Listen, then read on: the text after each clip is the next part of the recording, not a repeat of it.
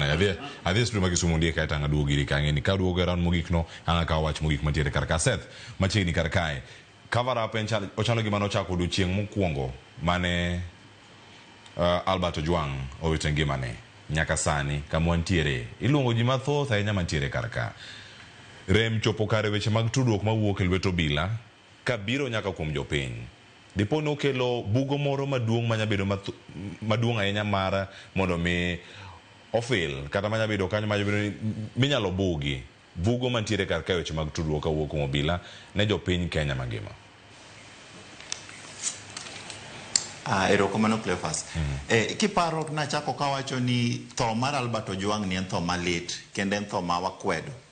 Kendo nawacho ni lipode ma police osebedo ka chiwo gin lipode mosebedo inconsistent kendo gin lipode mok nyabedo corroborated gionge adier kuomgi nikech onge kaka lipot mokwongo nyalo pogore gi lipot mar ariyo kendo nyalo pogore gi lipot mar adek matiende ni adiera onge e lipode ma jogi golo. Mano gima nawacho maler. To police wa historically king'iyo ok gisebedo kinde mang'eny seche moko gisebedo ka girocho ratich jowa. Mano osebedo contained in many reports mosetim. Krigler report kaning'iyo nowacho ni ne girocho ratich ji. Commissions ma osebedo godo wacho ga ni kapo ni nitiere gimoro ma police odonje tiyudo ka girocho ratich ji. So that is one of the things ma nyaka wang'e. Ka Maraga nodonjo motimo task force ne e part 2 ne no wuoyo about National Police Service. Kendo nowacho some of the challenges mani National Police Service, underfunding, endemic corruption, mismatch mar human resource capital, and many of these other things. And one of the things Misi Winjo kendo ka ji wacho en niya, is it time mondo mi olok training mar police mondo mi ka gidhi to gibed trained and modern trends nikech police manyasani opogore gi police manyachon. Nitiere gik mang'eny matimore e piny masani, nitiere kaka idil gi dhano sani mopogore mana gi golo rungu gi ng'iso ng'ato ni we kuja hapa enda pale. Nitiere gik mang'eny ma police onego bed ni loko that institutional culture magin godo. That is something we all agree on. Nikech yudo ga ka police seche moko ka deal gi ng'ato to ok gidil gi dhano e yo maber. Ineno kata ka seche moko protest timore.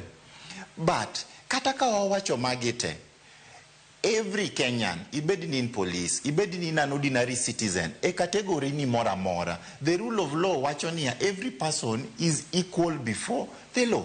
Kor okwanyal bedo gi a different set of facts kata different set of rules ma wa treat godo one category of Kenyans and a different set of rules ma treat godo another category of Kenyans. Kasek to this debate, the National Police Service Act, tisomo section 17, wuoyo mabere removal of a Deputy Inspector General of Police. Kendo wacho okang ka okang moningo beni timore mondo mi Deputy Inspector General of Police ogwe oko kendo gole office. Donge ma the process ma chiko keto ni oningo gole godo. Ma the process moningo beni bedo follow tigole godo oko. So ok ni chik oko keto process ma lagat nyalo wuok godo. They are laid down procedures. And those procedures emanya kalu tigole godo oko. But chutho police service wa oningo beni loko kaka gitiyo gi jopiny nikech weche mang'eny kata ka aipo anyucha no wuoyo owacho ni in the past 4 months nitiere ji karibu madhi 20 mosetho in police custody. So it points to a larger problem kata kigolo mar Albert ni it points to a larger problem ni nitiere gik matimore police cells moningo bed ni ok timre.